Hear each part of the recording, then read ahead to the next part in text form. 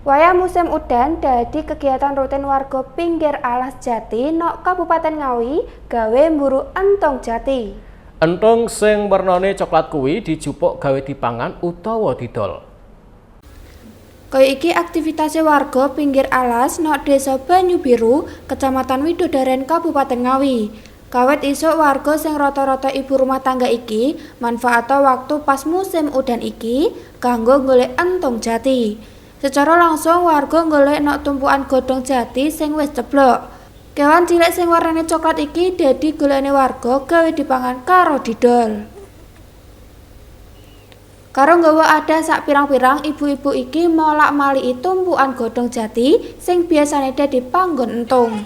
Saterusé diklumpukno nang jero adah sing wis disiapno. Salah siji warga Sumini ngaku aktivitas golek entung utawa ular jati gelek dilakoni warga saben musim udan. Saliyane dipangan dhewe, ya iso didol merga nduweni rega sing larang. Apa neh regane dhewe sing saukuran gelas cilik iso diregani sampe 20.000 rupiah.